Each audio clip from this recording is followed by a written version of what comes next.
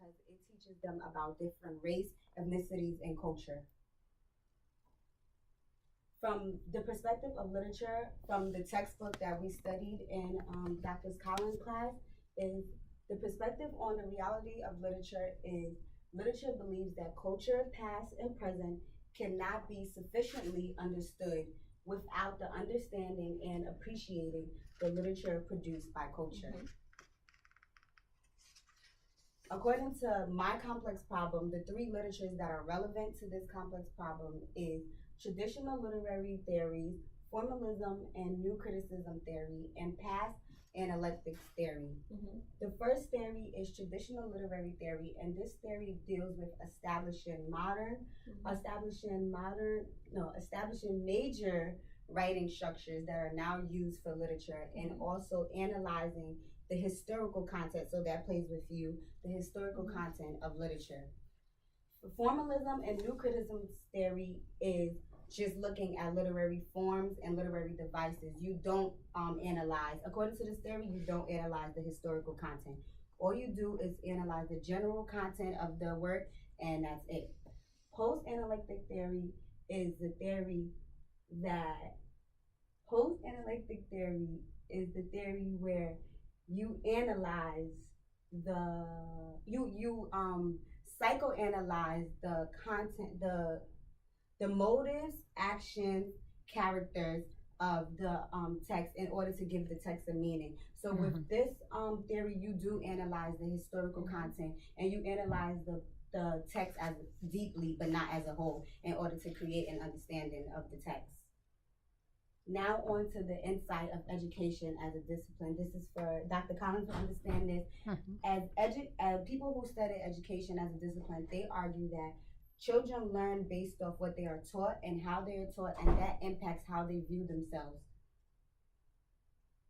From the perspective of education, according to the textbook Study in Class, the perspective on the reality of education is that it views learning as developmental and governed by a linear and universal model of progress, civilization, democracy, rationality, and science.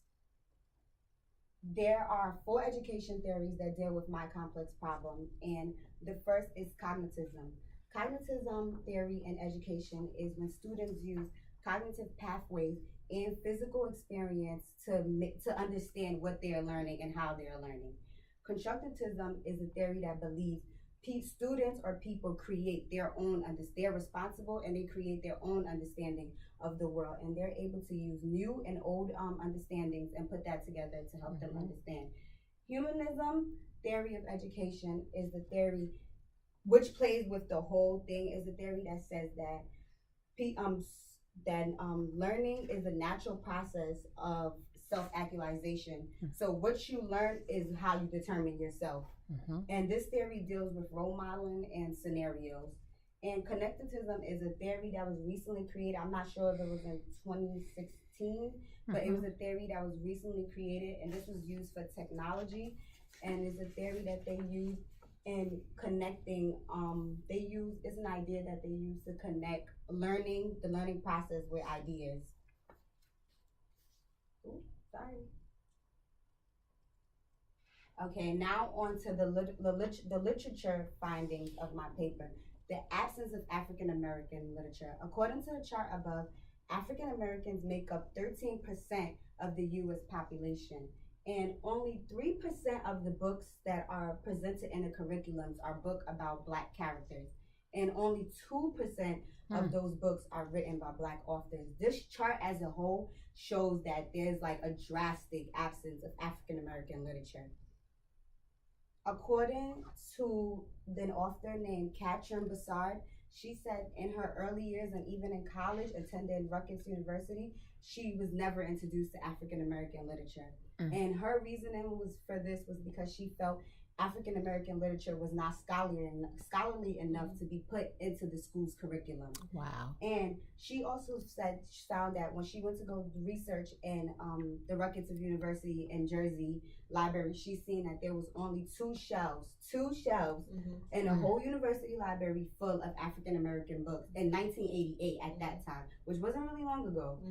So this inspired her to come up with her own book called The Signifying Monkey, which is a book that shows all the African American traditional literary. And her reasoning for creating this book was so African Americans can have literature to read for them and written by them. According to Jonathan McNair, she wrote a quote, "A library that is composed of only white books is problematic." And her reasoning for this is, why would you only put books that relate to white people when some populations have minorities and others? Why African American literature is important for African students. African American literature is important for African American students because it teaches history, culture, heritage, equal rights. It teaches stuff as like way back to slavery, the Jim Crow laws, and for U.S. history, it goes and plays with history, African American history and literature. Okay. What African American literature books offer in their genres? According to Rudon Bishop, he said that books are viewed as a mirror. So students do need books that relate to them in order to see and reflect on how they are presented in literature. These books deal with themes such as teaching them dialects, rituals. The books teach them stuff about their hair, teach girls about to love their skin color, teach boys about manhood back in the days.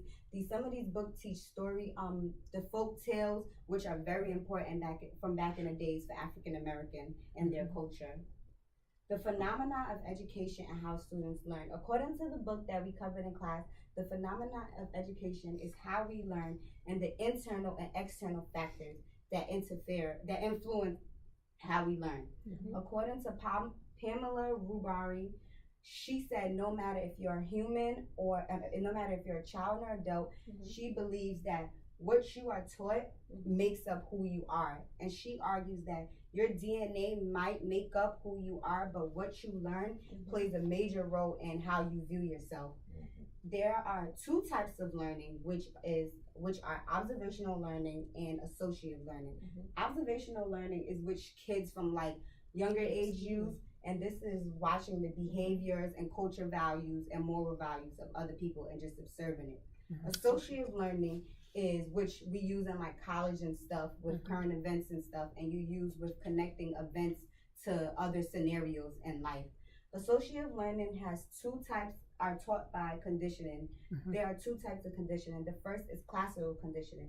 Classical conditioning is used by connecting stuff that occurs together. So my example for this is when you teach a child that if you touch a stove that's on, the stove is going to be hot. And operant conditioning is the connection between behavior and consequences. My example is teaching a child that if you go out and rob the bank, you're gonna go to jail. And then the most important thing is the school curriculum versus the student's sense of self. As I stated before, African Americans make up 13% of this U.S. population. 44% of the students in school are minorities.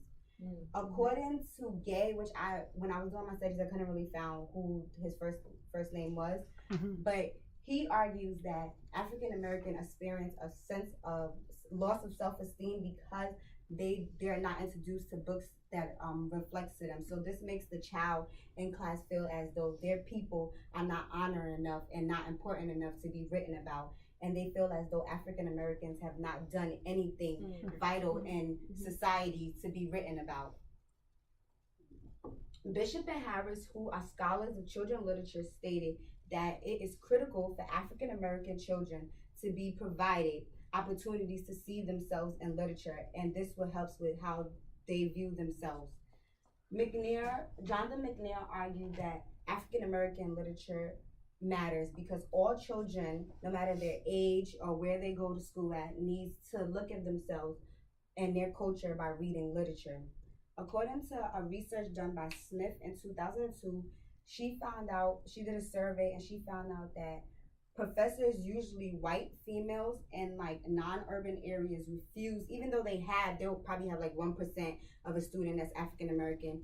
They refuse, and they don't know how to teach African American literature because they don't identify with this literature. So they're not teaching the children race identity. So these children don't know nothing about themselves. They don't know where their people come from. They don't know their culture. So they're just they just blank, and they just go by the traditional literary that is taught to them. And then, in conclusion, it is proven that the child perspective of self is